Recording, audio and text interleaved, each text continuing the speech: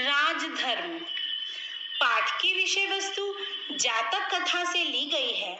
महात्मा बुद्ध का जन्म कपिलवस्तु के निकट लुम्बिनी नामक स्थान पर हुआ था। महात्मा बुद्ध की अथक साधना से उन्हें बोध गया नामक स्थान पर ज्ञान की प्राप्ति हुई। महात्मा बुद्ध ने अपना पहला प्रवचन वाराणसी के निकट सारनाथ नामक स्थान पर दिया था।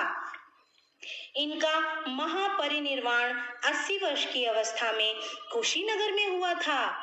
कहानी में बताया गया है कि वाराणसी में ब्रह्मदत्त नाम का एक राजा था।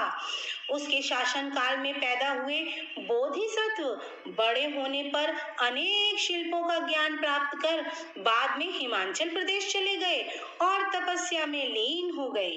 ब्रह्मदत्त एक सत्यनिष्ठ और न्यायप्रिय राजा था।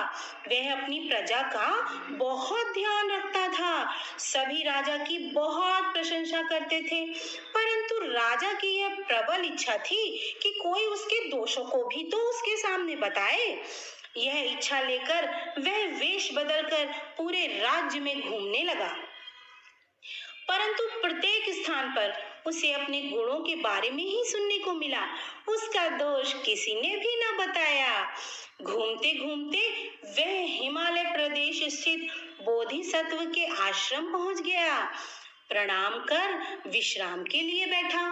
बोधिसत्व जो स्वयं जंगल से लाए गए गोदे का सेवन करते थे, आए हुए पति को उन्होंने पानी के साथ वही पके एवं मीठे गोदे खाने को दिए। राजा को बरगद का यह फल बहुत ही मीठा और स्वादिष्ट लगा। राजा ने बोधिसत्व से गोदे के इतने मीठे और स्वादिष्ट होने का कारण पूछा। बोधिसत्व ने बताया, राज्य का राजा कर्तव्यनिष्ठ, धर्मनिष्ठ और न्यायप्रिय है। बस यही कारण है कि यह फल इतने मीठे हैं।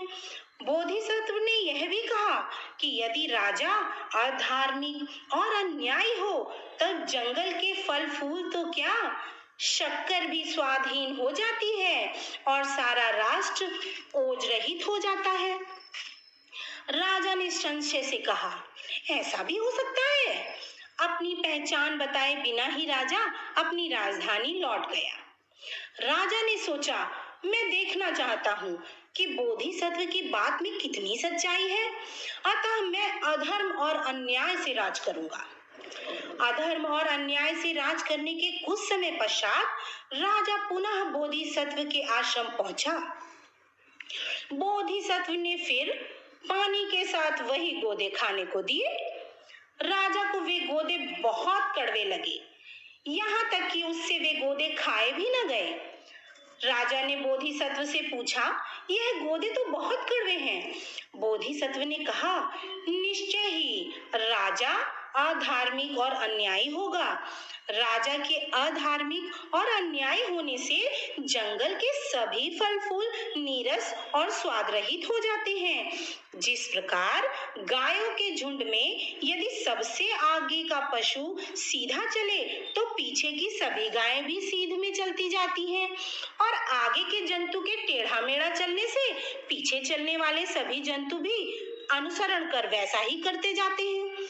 बोधिसत्व से यह शिक्षा प्राप्त कर राजा ने अपनी पहचान बताई और यह संकल्प लिया कि अब यह फल कभी भी कड़वे नहीं होंगे, अर्थात अब मैं सदा न्याय और धर्म के पथ पर ही चलूंगा।